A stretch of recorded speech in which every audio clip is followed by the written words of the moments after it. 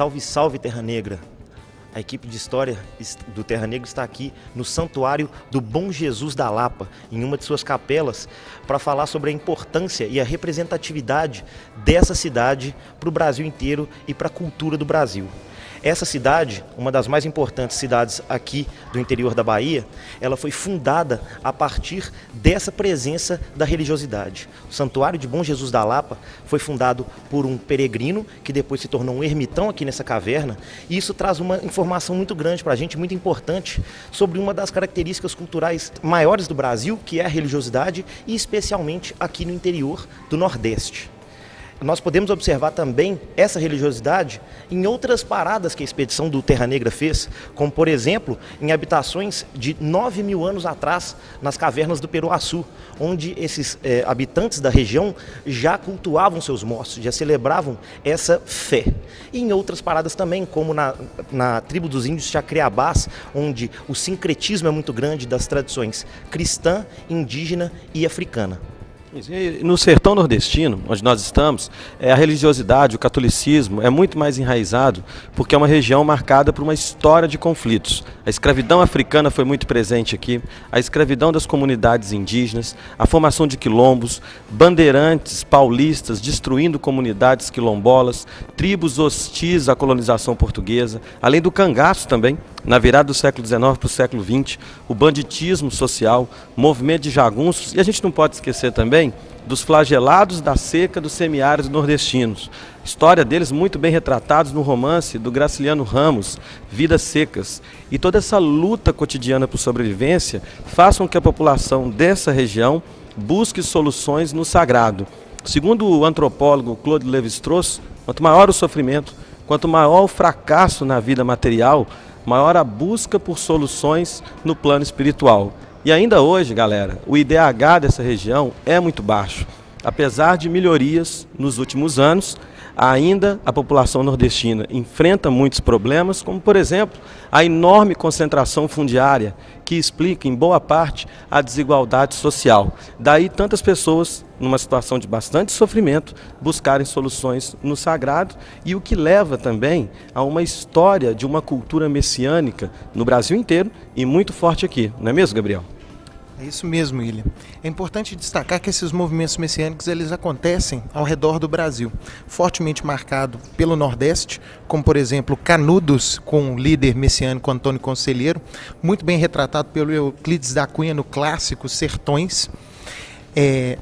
Também há o movimento messiânico em Juazeiro do Norte, no Ceará, do Padre Cícero, que até hoje recebem romeiros e romarias que vão fazer culto à sua estátua, que está lá até hoje. Não se restringindo somente ao Nordeste, a gente parte também para o sul do país, na Revolta do Contestado, onde o beato José Maria, ele também liderou um movimento messiânico. O conceito de Messias tem a ver com aquele enviado de Deus, aquele que tem a responsabilidade de salvar a população, como o William falou agora, do flagelo.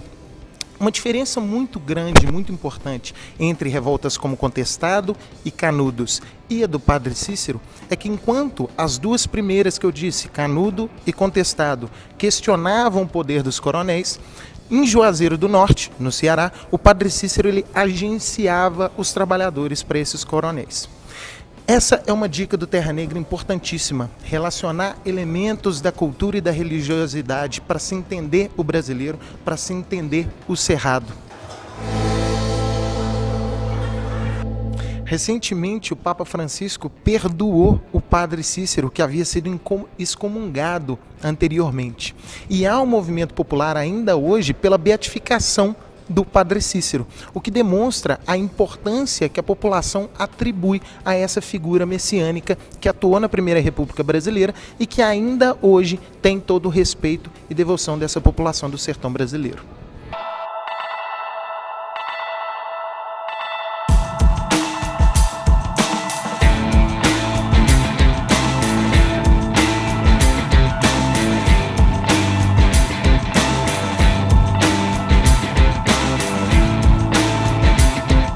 Aqui poderemos verificar o exemplo clássico da teoria urbana, a função urbana. E o que vem a ser a função urbana? A função urbana é quando as cidades se especializam em determinado setor da economia. Por exemplo, temos cidades que se especializam em uma função industrial, como Contagem, São José dos Campos, São Bernardo do Campo, Duque de Caxias. Temos cidades que se especializam como centros políticos, a exemplo de Brasília. Temos cidades que se especializam como centros turísticos, a exemplo de Bom Jesus da Lapa. Nesse caso, estamos falando especificamente do turismo religioso. Essa é uma cidade que recebe milhares de peregrinos de todo o Brasil, a exemplo de Juazeiro do Norte, Aparecida do Norte e até de comparativos internacionais, como Jerusalém, Meca.